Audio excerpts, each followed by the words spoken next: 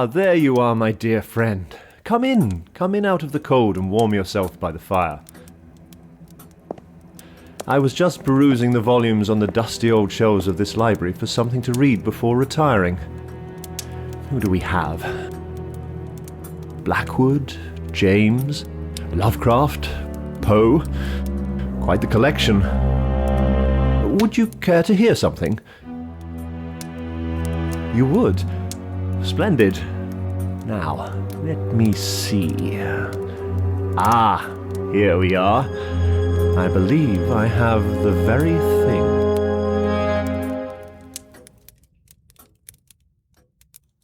Monkeys by E.F. Benson. Dr. Hugh Morris, while still in the early 30s of his age, had justly earned for himself the reputation of being one of the most dexterous and daring surgeons in his profession, and both in his private practice and in his voluntary work at one of the great London hospitals, his record of success as an operator was unparalleled among his colleagues. He believed that vivisection was the most fruitful means of progress in the science of surgery, holding, rightly or wrongly, that he was justified in causing suffering to animals, though sparing them all possible pain, if thereby he could reasonably hope to gain fresh knowledge about similar operations on human beings, which would save life or mitigate suffering. The motive was good, and the gain already immense. But he had nothing but scorn for those who, for their own amusement, took out packs of hounds to run foxes to death, or matched two greyhounds to see which would give the death grip to a single terrified hare. That to him was wanton torture, utterly unjustifiable. Year in and year out, he took no holiday at all, and for the most part he occupied his leisure, when the work's day was over, in study. He and his friend Jack Madden were dining together one warm October night at his house looking onto Regent's Park. The windows of his drawing-room on the ground floor were open, and they sat smoking when dinner was done on the broad window-seat.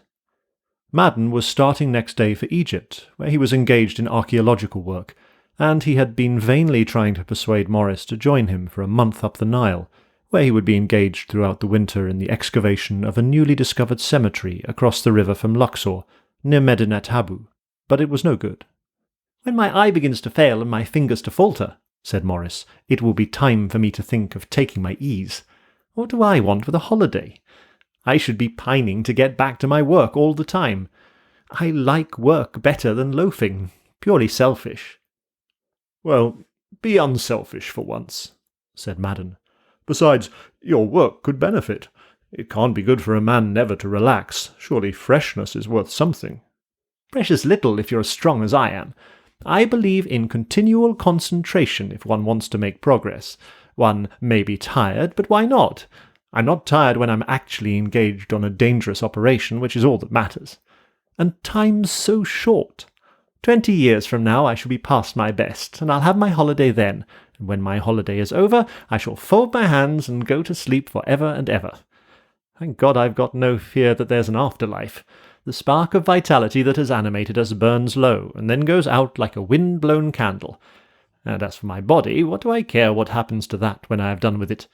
Nothing will survive of me except some small contribution I may have made to surgery, and in a few years' time that will be superseded. But for that I perish utterly." Madden squirted some soda into his glass. "Well, if you've quite settled that," he began. "I haven't settled it. Science has," said Morris. "The body is transmuted into other forms. Worms batten on it, it helps to feed the grass, and some animal consumes the grass. But as for the survival of the individual spirit of a man, show me one tittle of scientific evidence to support it. Besides, if it did survive, all the evil and malice in it must surely survive too. Why should the death of the body purge that away? It's a nightmare to contemplate such a thing, and oddly enough, unhinged people like spiritualists want to persuade us for our consolation that the nightmare is true. But odder still are those old Egyptians of yours who thought that there was something sacred about their bodies after they were quit of them. And didn't you tell me that they covered their coffins with curses on anyone who disturbed their bones?" "Constantly," said Madden. "It's a general rule, in fact. Marrowy curses written in hieroglyphics on the mummy case or carved on the sarcophagus. But that's not going to deter you this winter from opening as many tombs as you can find and rifling from them any objects of interest or value. Madden laughed. Certainly it isn't, he said. I take out of the tombs all objects of art, and I unwind the mummies to find and annex their scarabs and jewellery. But I make an absolute rule always to bury the bodies again.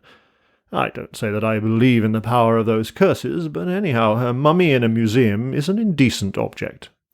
But if you found some mummied body with an interesting malformation, wouldn't you send it to some anatomical institute? Asked Morris. It has never happened to me yet, said Madden, but I'm pretty sure I shouldn't. Then you're a superstitious goth and an anti-educational vandal, remarked Morris. Hello, what's that? He leant out of the window as he spoke. The light from the room vividly illuminated the square of lawn outside, and across it was crawling the small, twitching shape of some animal. Hugh Morris vaulted out of the window, and presently returned, carrying carefully in his spread hands a little grey monkey, evidently desperately injured. Its hind legs were stiff and outstretched, as if it was partially paralysed. Morris ran his soft, deft fingers over it. "What's the matter with the little beggar, I wonder?" he said. "Paralysis of the lower limbs.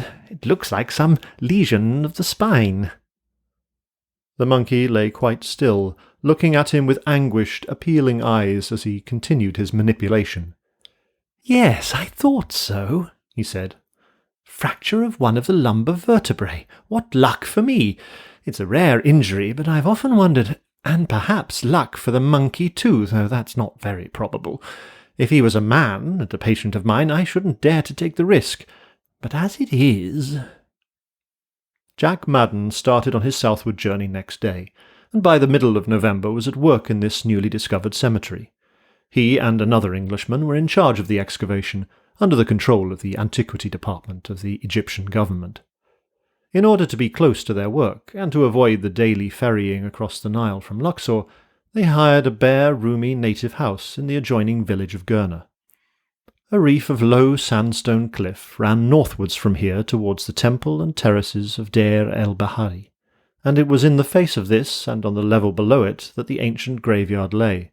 There was much accumulation of sand to be cleared away before the actual exploration of the tombs could begin, but trenches cut below the foot of the sandstone ridge showed that there was an extensive area to investigate. The more important sepulchres they found were hewn in the face of this small cliff. Many of these had been rifled in ancient days, for the slabs forming the entrances into them had been split and the mummies unwound, but now and then Madden unearthed some tomb that had escaped these marauders, and in one he found the sarcophagus of a priest of the 19th dynasty, and that alone repaid weeks of fruitless work. There were nearly 100 Ushaptiu figures of the finest blue glaze. There were 4 alabaster vessels in which had been placed the viscera of the dead man, removed before embalming. There was a table, of which the top was inlaid with squares of variously coloured glass, and the legs were of carved ivory and ebony. There were the priest's sandals, adorned with exquisite silver filigree. There was his staff of office, inlaid with a diaper pattern of cornelian and gold, and on the head of it, forming the handle, was the figure of a squatting cat carved in amethyst.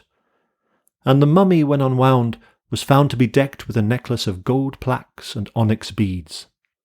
All these were sent down to the Giza Museum at Cairo, and Madden reinterred the mummy at the foot of the cliff below the tomb. He wrote to Hugh Morris describing this find, and laying stress on the unbroken splendour of these crystalline winter days, when from morning to night the sun cruised across the blue, and on the cool nights when the stars rose and set on the vapourless rim of the desert. If by chance Hugh should change his mind, there was ample room for him in this house at Gurna, and he would be very welcome. A fortnight later, Madden received a telegram from his friend. It stated that he had been unwell, and was starting at once by long sea to Port Said, and would come straight up to Luxor. In due course he announced his arrival at Cairo, and Madden went across the river next day to meet him. It was reassuring to find him as vital and active as ever, the picture of bronzed health. The two were alone that night, for Madden's colleague had gone for a week's trip up the Nile, and they sat out when dinner was done in the enclosed courtyard adjoining the house. Till then, Morris had shied off the subject of himself and his health. "Now, I may as well tell you what's been amiss with me," he said, "for I know I look a fearful fraud as an invalid, and physically I've never been better in my life. Every organ has been functioning perfectly, except one, but something suddenly went wrong there just once. It was like this." He paused a moment. "After you left," he said, "I went on as usual for another month or so, very busy, very serene, and, I may say, very successful. Then one morning I arrived at the hospital when there was one perfectly ordinary but major operation waiting for me. The patient, a man, was wheeled into the theatre anaesthetized, and I was just about to make the first incision into the abdomen, when I saw that there was, sitting on his chest, a little grey monkey. It was not looking at me, but at the fold of skin which I held between my thumb and finger. I knew, of course, that there was no monkey there, and what I saw was a hallucination, and I think you'll agree that there was nothing much wrong with my nerves when I tell you that I went through the operation with clear eyes and an unshaking hand. I had to go on. There was no choice about the matter. I couldn't say, 'Please take that monkey away,' for I knew there was no monkey there. Nor could I say, 'Somebody else must do this, as I have a distressing hallucination that there is a monkey sitting on the patient's chest.' There would have been an end of me as a surgeon, and no mistake. All the time I was at work, it sat there, absorbed for the most part in what I was doing, and peering into the wound. But now and then it looked up at me, chattered with rage. Once it fingered a spring forceps which clipped a severed vein, and that was the worst moment of all. At the end, it was carried out, still balancing itself on the man's chest. I think I'll have a drink. Strongish, please. Thanks." "A beastly experience," he said when he had drunk. "Then I went straight away from the hospital to consult my old friend Robert Angus, the alienist and nerve specialist, and told him exactly what had happened to me. He made several tests. He examined my eyes, tried my reflexes, took my blood pressure. There was nothing wrong with any of them. Then he asked me questions about my general health and manner of life, and among these questions was one which I'm sure has already occurred to you, namely, had anything occurred to me lately, or even remotely, which was likely to make me visualize a monkey? I told him that a few weeks ago a monkey with a broken lumbar vertebra had crawled onto my lawn, and that I had attempted an operation, binding the broken vertebra with wire, which had occurred to me before as a possibility. You remember the night, no doubt?" "Perfectly," said Madden. "I started for Egypt next day. What happened to the monkey, by the way?" "It lived for 2 days. I was pleased because I had expected it would die under the anaesthetic, or immediately afterwards from shock. To get back to what I was telling you. When Angus had asked all his questions, he gave me a good wigging. He said that I had persistently overtaxed my brain for years, without giving it any rest or change of occupation, and that if I wanted to be of any further use in the world, I must drop my work at once for a couple of months. He told me that my brain was tired out, and that I had persisted in stimulating it. A man like me, he said, was no better than a confirmed drunkard, and that as a warning I had had a touch of an appropriate delirium tremens. The cure was to drop work, just as a drunkard must drop drink. He laid it on hot and strong. He said that I was on the verge of a breakdown, entirely owing to my own foolishness, but that I had wonderful physical health, and that if I did break down I should be a disgrace. Above all, and this seemed to me awfully sound advice, he told me not to attempt to avoid thinking about what had happened to me. If I kept my mind off it, I should be perhaps driving it into the subconscious, and then there might be bad trouble. "Rub it in.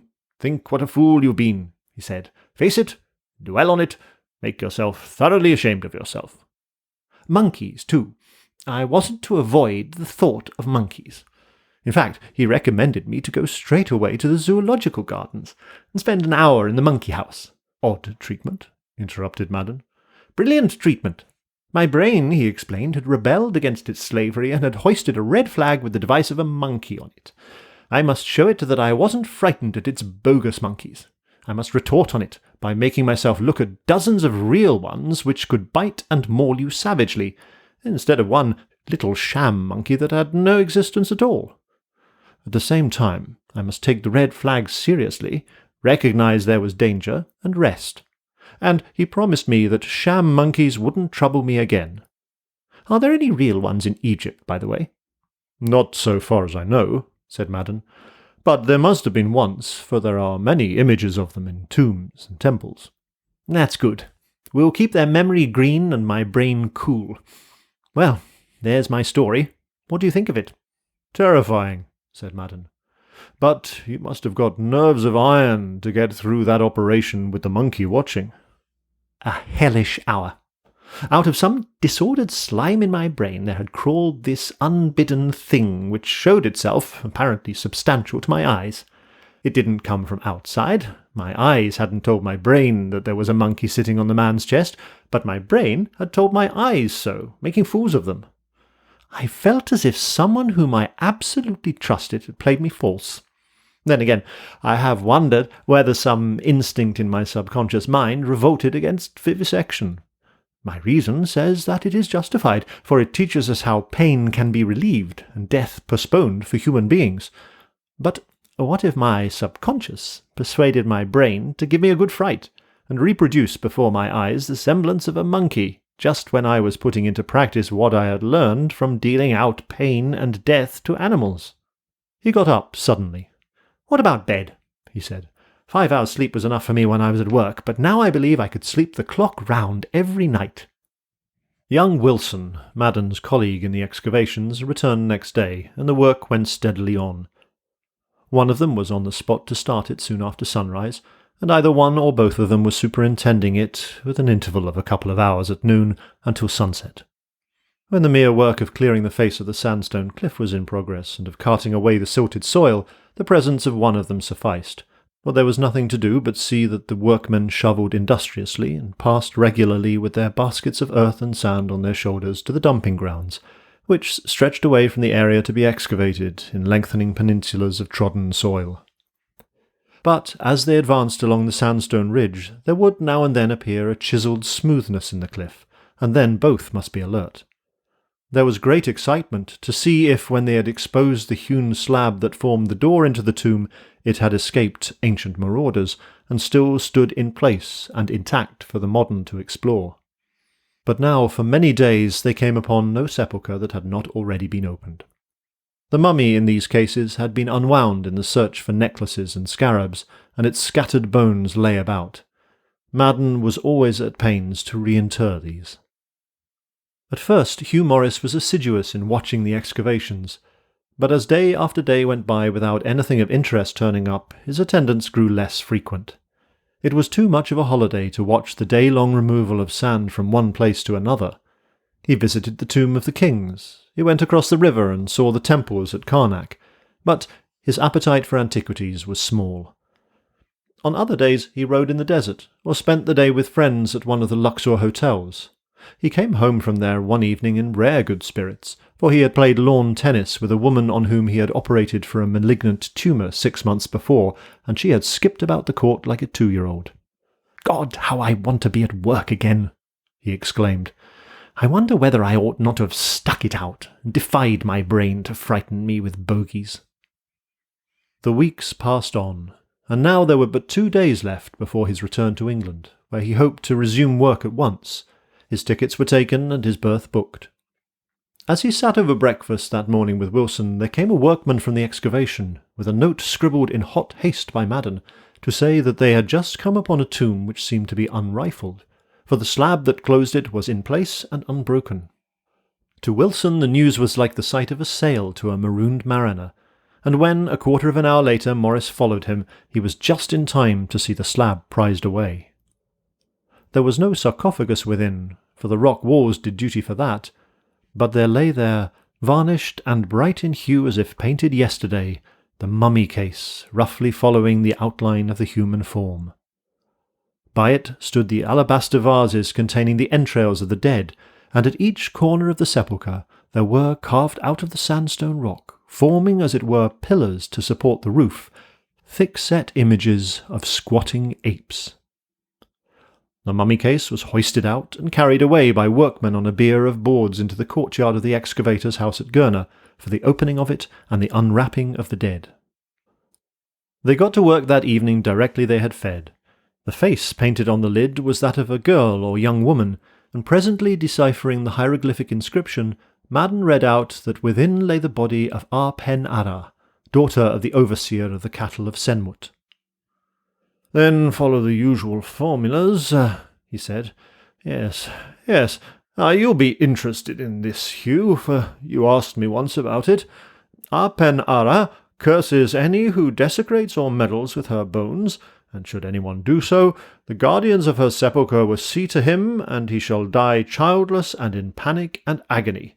Also, the guardians of her sepulchre will tear the hair from his head, and scoop his eyes from their sockets, and pluck the thumb from his right hand, as a man plucks the young blade of corn from its sheath. Morris laughed. "Very pretty little attentions," he said. "And who are the guardians of this sweet young lady's sepulchre? Those 4 great apes carved at the corners?" "No doubt.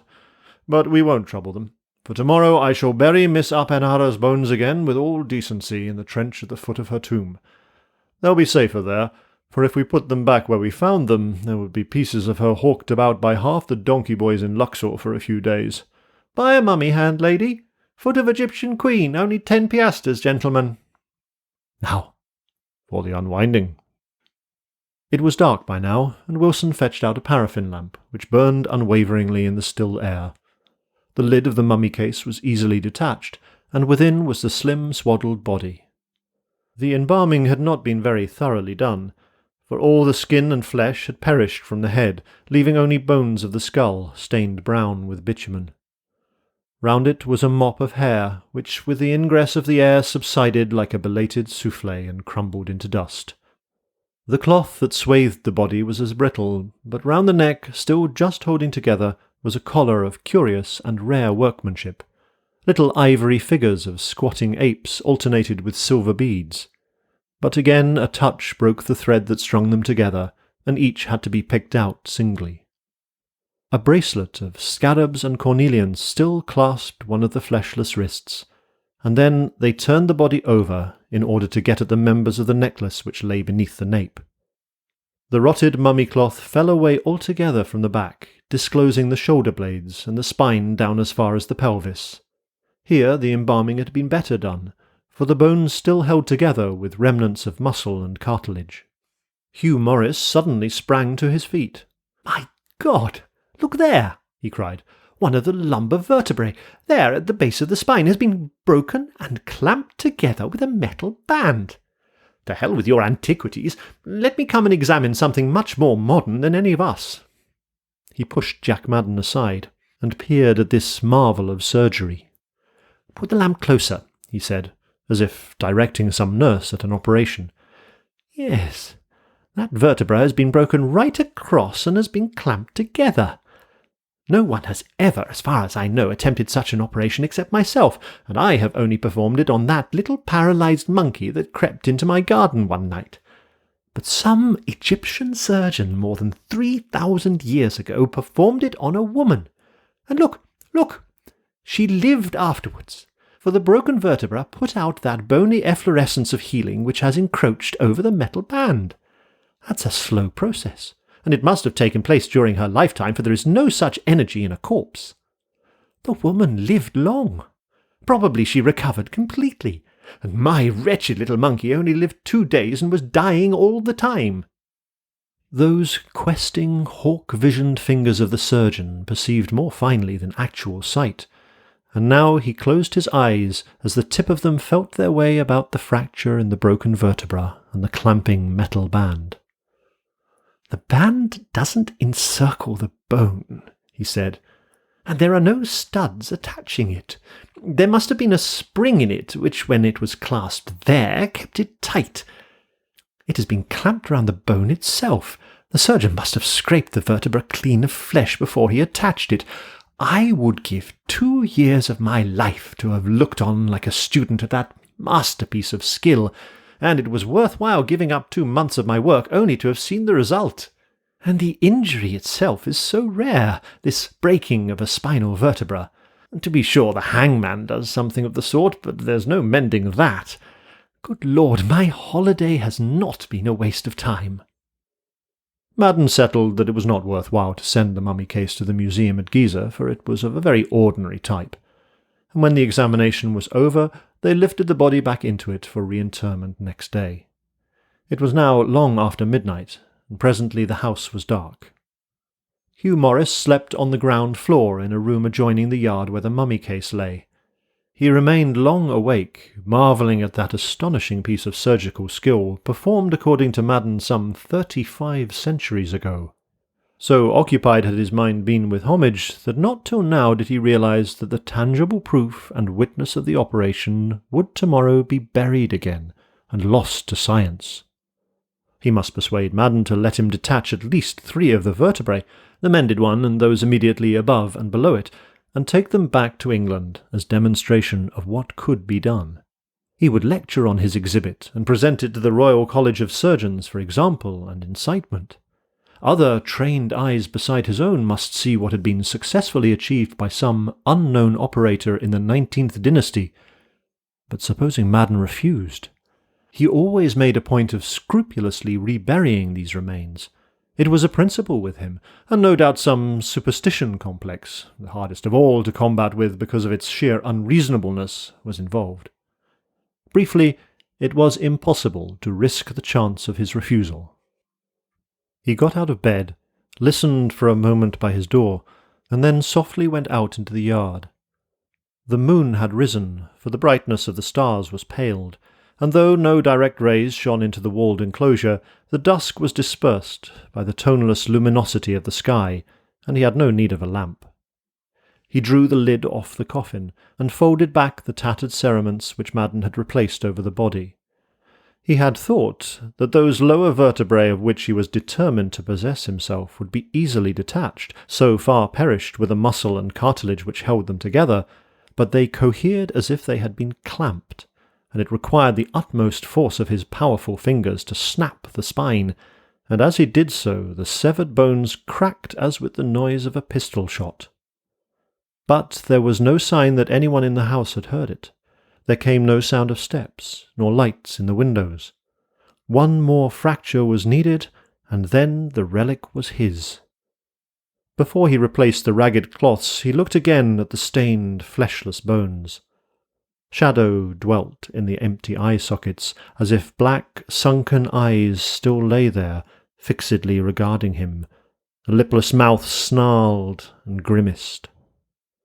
Even as he looked, some change came over its aspect, and for one brief moment he fancied that there lay staring up at him the face of a great brown ape.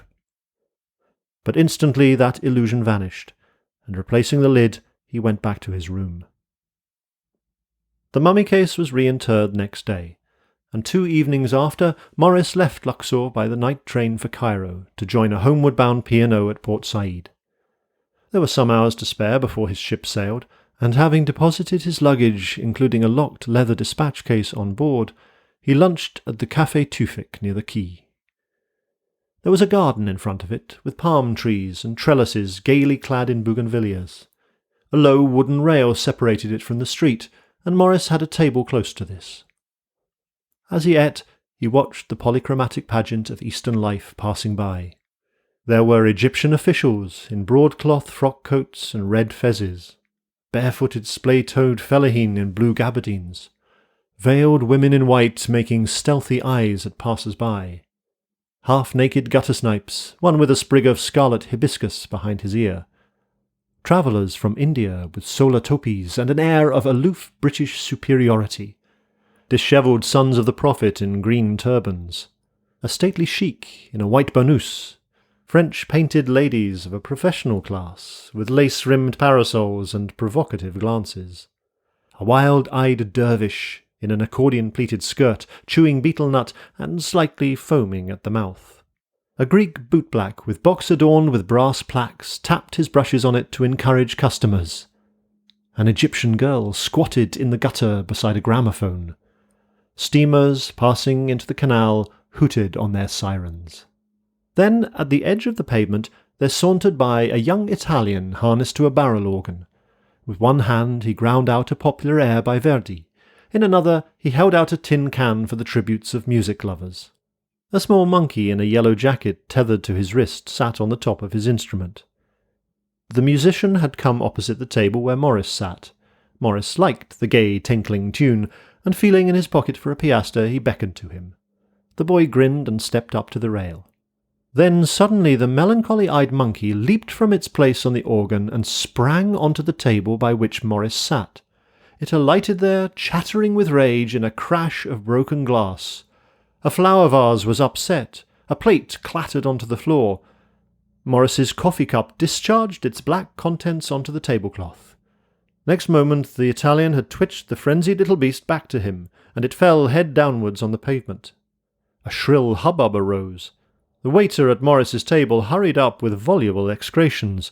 A policeman kicked out at the monkey as it lay on the ground. The barrel organ tottered and crashed on the roadway. Then all subsided again, and the Italian boy picked up the little body from the pavement. He held it out in his hands to Morris. "È morto," he said. "Serve it right, too," retorted Morris. "Why did it fly at me like that?" He travelled back to London by long sea, and day after day that tragic little incident, in which he had had no responsible part, began to make a sort of colouring matter in his mind during those hours of lazy leisure on shipboard, when a man gives about an equal inattention to the book he reads and to what passes round him. Sometimes, if the shadow of a seagull overhead slid across the deck towards him, there leaped into his brain, before his eyes could reassure him, the ludicrous fancy that this shadow was a monkey springing at him. One day they ran into a gale from the west. There was a crash of glass at his elbow as a sudden lurch of the ship upset a laden steward, and Morris jumped from his seat, thinking that a monkey had leaped onto his table again. There was a cinematograph show in the saloon one evening, in which some naturalist exhibited the films he had taken of wildlife in Indian jungles. When he put on the screen the picture of a company of monkeys swinging their way through the trees, Morris involuntarily clutched the sides of his chair in hideous panic that lasted but a fraction of a second, until he recalled to himself that he was only looking at a film in the saloon of a steamer passing up the coast of Portugal. He came sleepy into his cabin one night, and saw some animal crouching by the locked leather dispatch case. His breath caught in his throat, before he perceived that this was a friendly cat, which rose with gleaming eyes and arched its back. These fantastic, unreasonable alarms were disquieting. He had as yet no repetition of the hallucination that he saw a monkey, but some deep-buried idea, to cure which he had taken 2 months' holiday, was still unpurged from his mind. He must consult Robert Angus again when he got home, and seek further advice. Probably that incident at Port Said had rekindled the obscure trouble, and there was this added to it, that he knew he was now frightened of real monkeys. There was terror sprouting in the dark of his soul.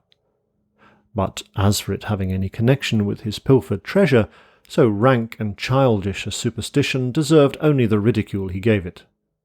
Often he unlocked his leather case and sat poring over that miracle of surgery which made practical again long-forgotten dexterities. But it was good to be back in England. For the last 3 days of the voyage no menace had flashed out on him from the unknown dusks, and surely he had been disquieting himself in vain. There was a light mist lying over Regent's Park on this warm March evening, and a drizzle of rain was falling. He made an appointment for the next morning with the specialist. He telephoned to the hospital that he had returned and hoped to resume work at once. He dined in very good spirits, talking to his manservant, and, as subsequently came out, he showed him his treasured bones, telling him that he had taken the relic from a mummy which he had seen unwrapped, and that he meant to lecture on it. When he went up to bed, he carried the leather case with him. Bed was comfortable after the ship's berth, and through his open window came the soft hissing of the rain onto the shrubs outside. His servant slept in the room immediately above his. A little before dawn he woke with a start, roused by horrible cries from somewhere close at hand. Then came words yelled out in a voice that he knew. "Help! Help! it cried. "Oh, my God! My God! Ah! Ah!" And it rose to a scream again.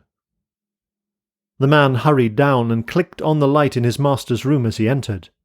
The cries had ceased. Only a low moaning came from the bed. A huge ape with busy hands was bending over it. Then, taking up the body that lay there by the neck and the hips, he bent it backwards, and it cracked like a dry stick. Then it tore open the leather case that was on a table by the bedside, and with something that gleamed white in its dripping fingers, it shambled to the window and disappeared. A doctor arrived within half an hour, but too late. Handfuls of hair with flaps of skin attached had been torn from the head of the murdered man. Both eyes were scooped out of their sockets.